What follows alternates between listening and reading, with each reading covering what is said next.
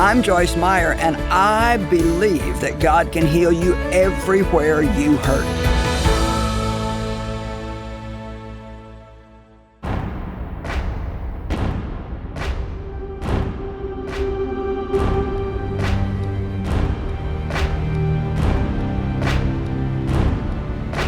One in every 150 person alive is considered a victim of human trafficking today.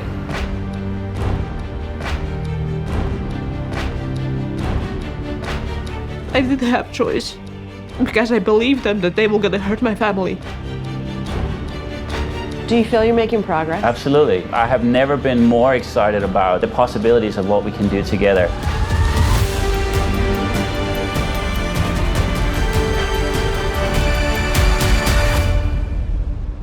If I can help with my story, just for one person, just one, for me, it's victory.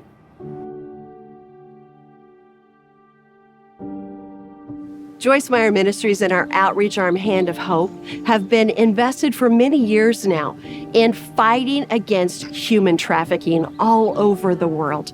And much of it started right here in Thessaloniki, Greece. You see, Chris and Nick Kane had a vision to make a difference in this huge problem that many people felt was too big to even tackle.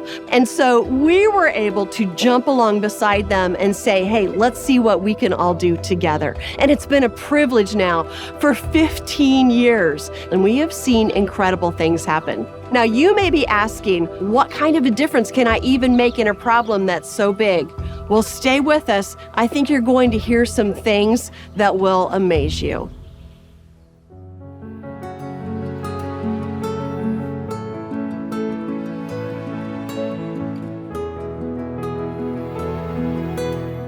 Late last night, we left our hotel in central Thessaloniki, Greece, and drove less than 15 minutes. In just a few blocks, the scene changed.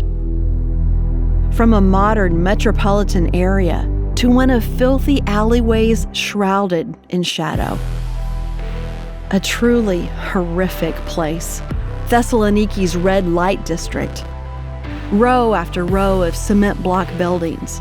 And most had this in common: one heavy metal door.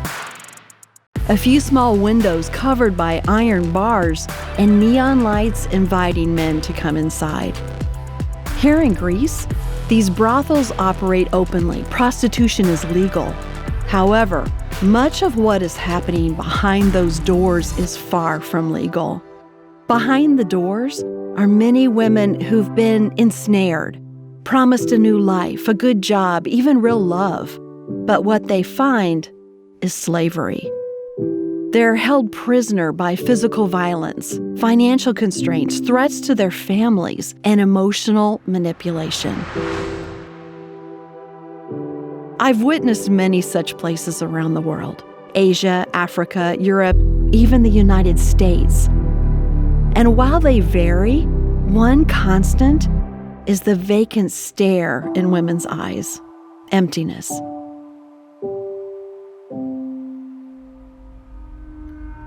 Every time we do this, it turns my stomach.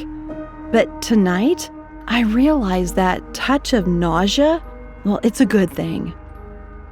There are some things we can never grow accustomed to. God, please don't let this ever be just another red light district. My eyes keep going back to those metal doors. It almost doesn't seem real from this side, as men freely walk in and out. But she's right there. All that stands between us is that door. But I know behind the steel bars are broken promises, broken bodies, and broken lives. I think of how she must suffer as man after man after man enters that room and leaves with another piece of her soul. It's a lot to process, those doors that separate us. I have a choice. I can remain here on the outside, forget about what I've seen, and let those doors stand forever as safe separation. Or I can face the ugliness and do something.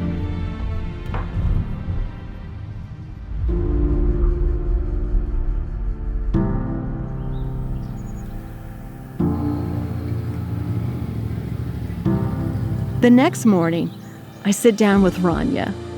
Rania has lived behind those doors, if you can call it living. Rania's not her real name.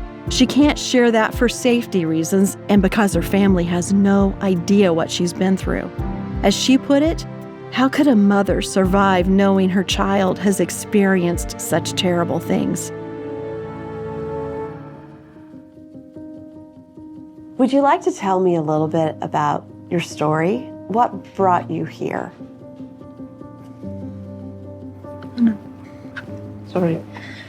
When I was young, one of my schoolmates asked me if I would like to go to Greece for work in a hotel, just as cleaning lady. I said, of course, because it's big opportunity. So I came here, and in just few minutes, it all changed because we met other people, and they told to me and one other girl that we must work for the money, for the tickets. It was work in a brothel.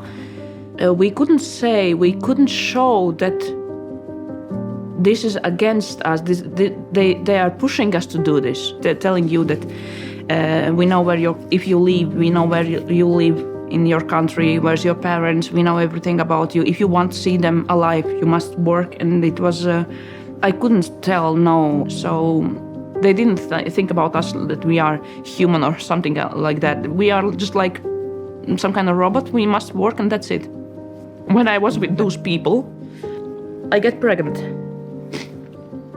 And then when I was 8 weeks pregnant, they made abortion. I wanted this baby, but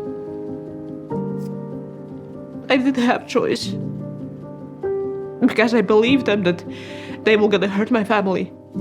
Even for the worst enemy, I wouldn't give not even 1 second of that life which I lived then. Not even 1 second. From other side, I'm telling thank God that I came here because I met, I can say, my second family. The girls from A21, because they are now my family. They are everything for me. Because if not them, I know that I wouldn't be now here, and that I can have normal job and be normal person with freedom and be for myself and be happy. I never thought about that.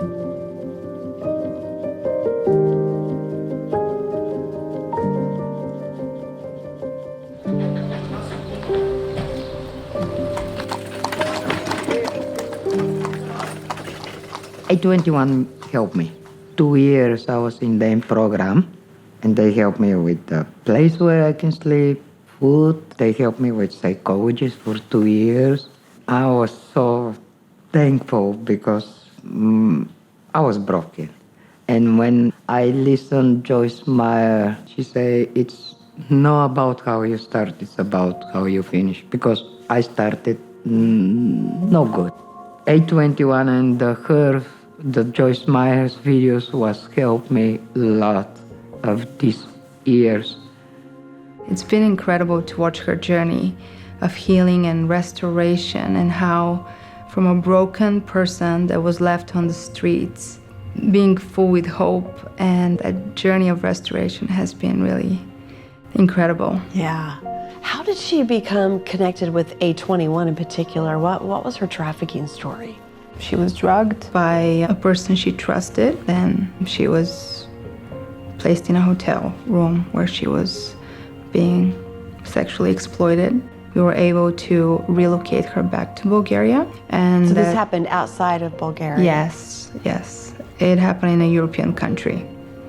When I was coming back from Bulgaria, they started help me. For 2 years, every day somebody work with you. Yeah. And this how they did it. That was love and commitment. Yeah. Was it difficult to trust in the beginning? Yes. I didn't trust nobody. I didn't trust myself. I didn't know who I am. Somebody did something good to me. I don't understand what is that. You saw a lot of terrible things, I'm Yeah. sure. This is such a horrific thing that happens to people. It's so difficult to imagine how a woman overcomes a situation like this.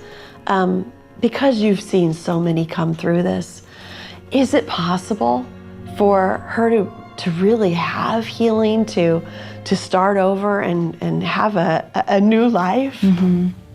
It is possible. It's a long process, and that's why one of the goals of 821 is to have the holistic approach. Each staff is aware of trauma, and we also work with professional counselors that also help in the process.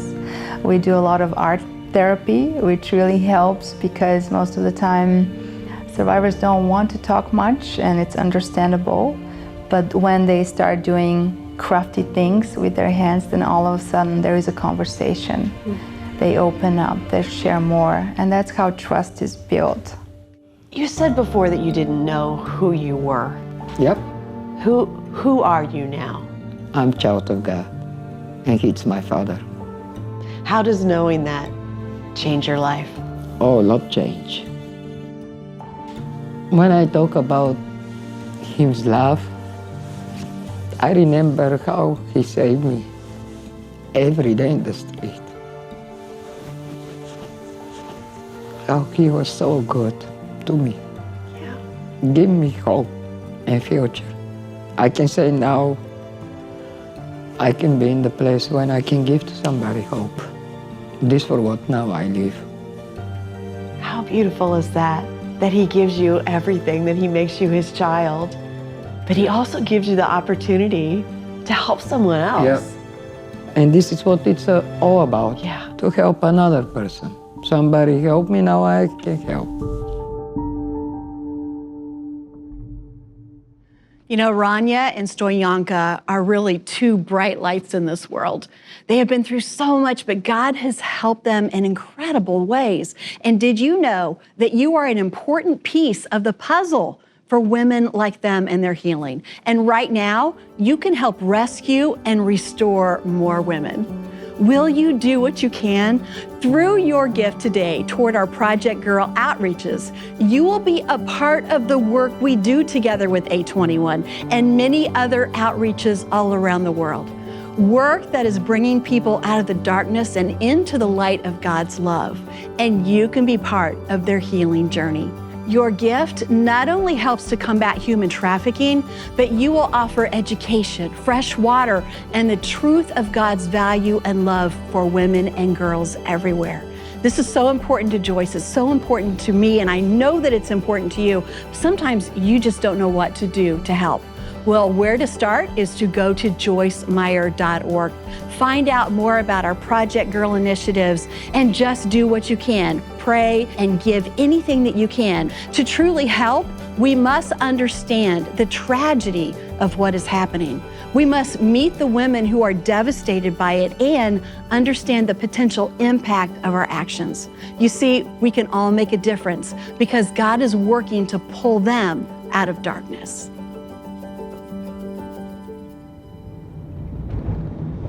We've been in a whole lot of different types of red light districts, trying to help women in different countries, and they're all so very different.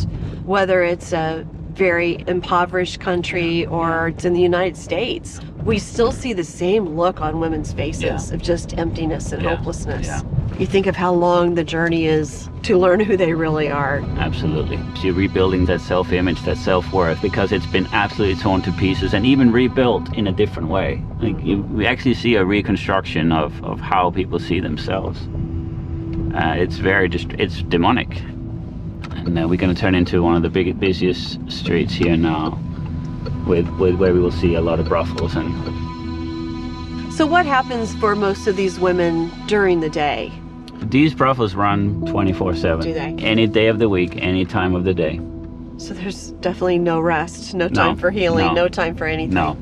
The other thing is that there can only be one woman working per address. What we are hearing from the victims that are being rescued is that there are many bedrooms in these places. The way that it's functioning is almost like a carousel. These rooms are being filled, many rooms, and the woman literally goes from one room to the next room where the next guy is ready, to the next room where the next guy is ready. So when we hear about some of these women being abused and forced to have sex with 20, 40, 50, 60 men a night. Oh my goodness. Even from a logistical standpoint, that is how that is facilitated. And the amount of women that you have to fill all of these places must be astounding. It is, and it's a whole system. We've often had victims who were rescued and they were moved all over the city and they have no clue where they were the whole time. We've seen this happen as well. Like in their process of being broken into this, the trafficker will bring in people dressed like law enforcement and they will try to trick them to trust them, to open up. So complete emotional manipulation. Complete. So you're removing every sense of self-worth, every sense of trust in authority, every sense of trust in other people. You cannot even fathom the mindset and the physical trauma these poor people are going through. It's absolutely heartbreaking news. Many of them will talk about how they have learned to kind of zone out and actually not be present in their mind, but just kind of switch off, and they don't know how long they've been there or how long they've been working for. So what is the most successful route that you find for women to come out of a place like this? Yeah, often it is when they are arrested or they get put in a detention center because they don't have legal permission to be in the country or something like that. Something where they're removed from the environment, but where we can interact with them to make them realize, hey, you did not choose this. Right. You were actually taken advantage of. They exploited you. But that's a journey. Yeah. Yeah, and it can be a long one. Do you feel you're making progress? Absolutely. I have never been more excited about the future and the possibilities of what we can do together. We've worked here now for 15 years and we've seen an incredible partnership with law enforcement, partnership with the government at the highest level, where we are training law enforcement in the police academy, where we are working with labor inspectors, where we are working to improve legislation and laws in the country. What an accomplishment. Yeah. I mean, that in itself Right. is so important and really amazing. Yeah. That God's opening those kind of doors. Yeah, for 12 years now, we have operated the National Human Trafficking Hotline in Greece. This is not just a hotline where victims can call and find help. They can do that. But it is a resource line for the general public. They can call and report what they've seen. Law enforcement, they call us. They're like, we have someone here, we think they might be a victim. What should we do? And so they're coming to us for that assistance and help. And we can actually collaborate very closely like that to actually see a case brought through. You had some amazing results not long ago with a large rescue at a hotel. Tell me about that. We received an email from a lady who managed to escape by herself and she left the country. And she stated that there is a hotel in Athens where there are located many girls who have been trafficked. We sent this information to the police, and as a result, 15 women from Latin America were rescued. When you hear a story like this, sex trafficking at a well-known hotel, it could give you that feeling of, wow, this is just everywhere. It's too big to fight. It is too big, indeed. But we focus on the one person that will be rescued. And we focus to this one girl who will be willing to change her life. I don't think I have words to express how it feels like seeing people gain their freedom back. It is a sense of relief that something has changed at that point, but at the same time, we do have a sense of responsibility. And we are trying our best, the team is trying our best to show them genuine love and care. When we do see a victim find freedom, it's a big deal. When we win a court case and see traffickers find justice for their crimes, that's a victory. And we need to remember all those moments along the way that's so important, down to a survivor finding a job or starting a family, having a child, or finishing an education. Whatever it is, we got to focus on these things. When we were here not too many years ago, we came to a shelter. And you still have that available for people who need it. But now the Freedom Center is kind of the next logical evolution of a better way to make something available where the people feel their own freedom. It's all about making them feel at home, right? We found that the shelter model works really well in those emergency situations, those very early moments of just coming out of human trafficking, where you come out of a very extreme situation that may be need for medical care, and perhaps that there's an investigation going on where a trafficker is still free and roaming, and so there's a security element to that as well. And so we needed to find another model to have the longevity of our care.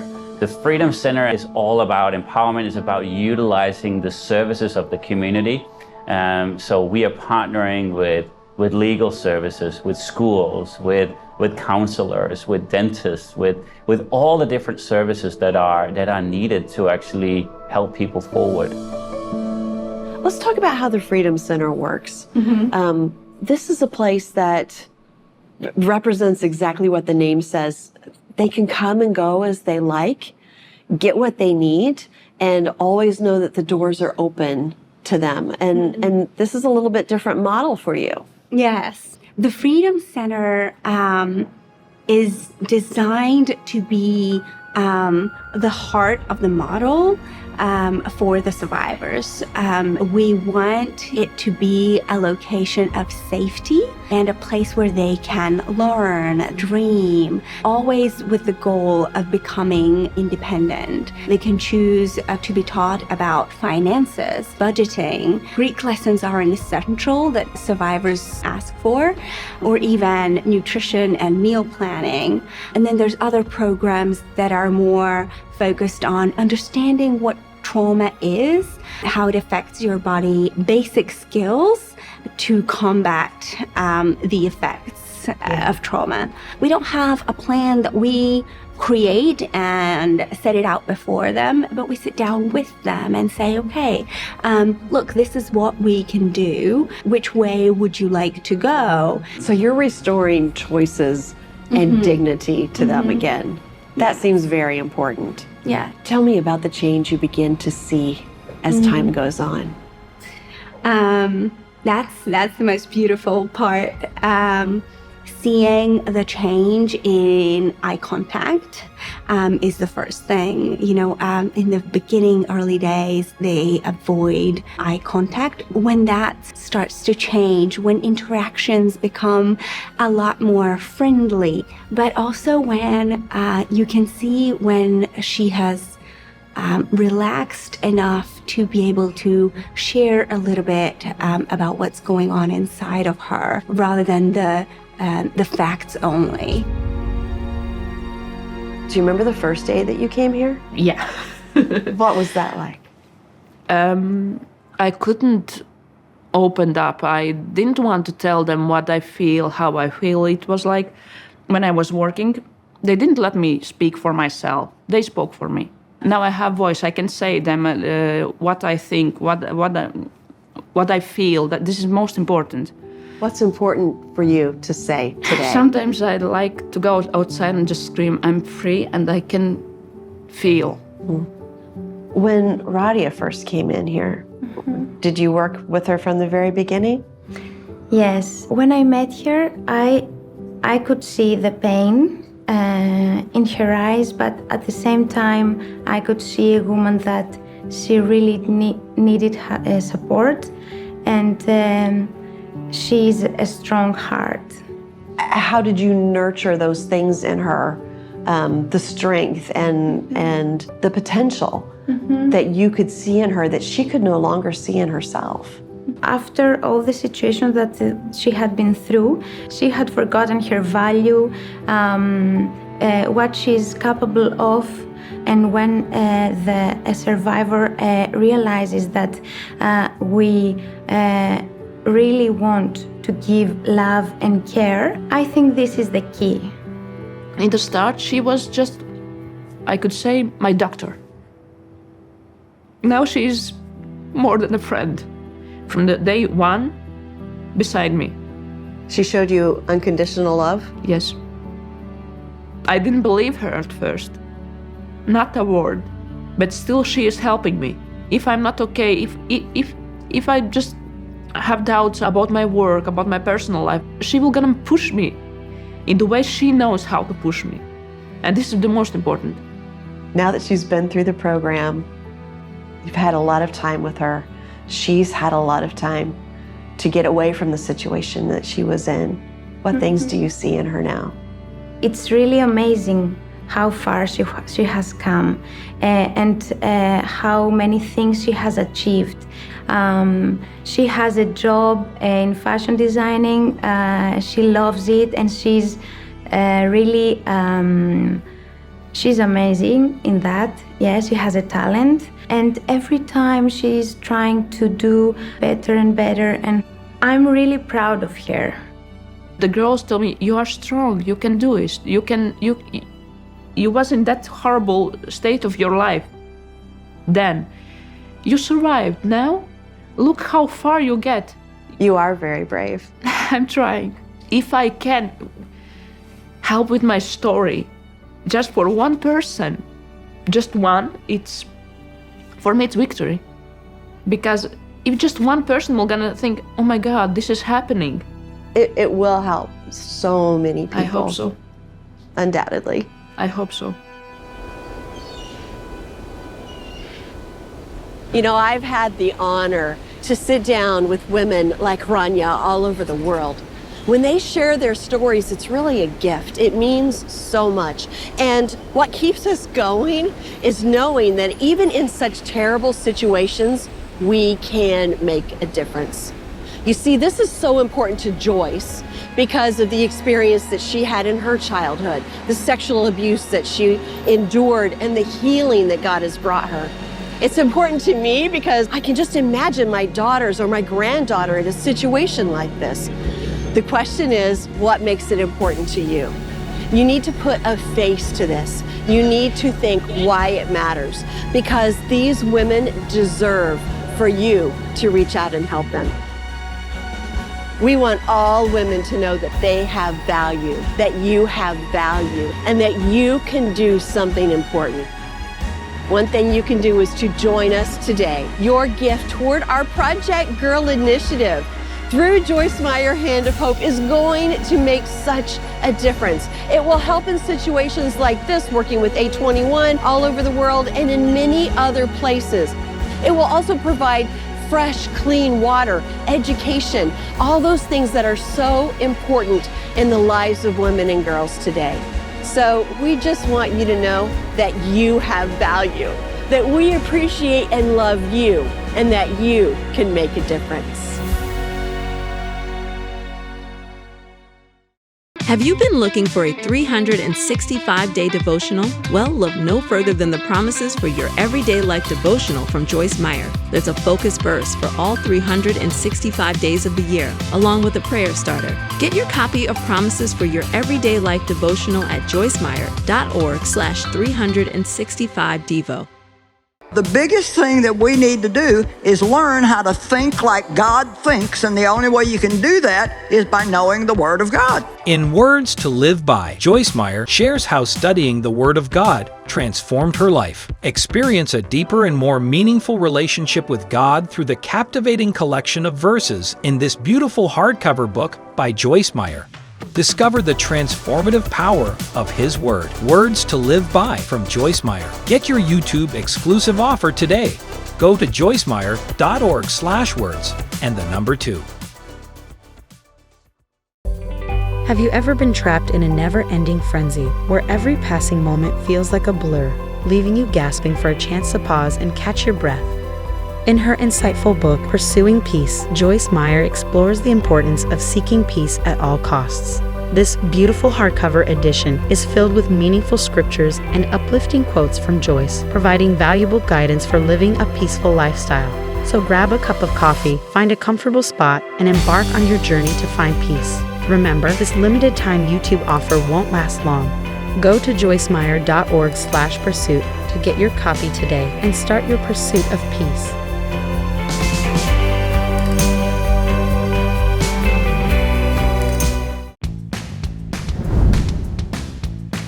The mind actually is the battlefield. That's where we win or lose the war with Satan. He said all he gets to say.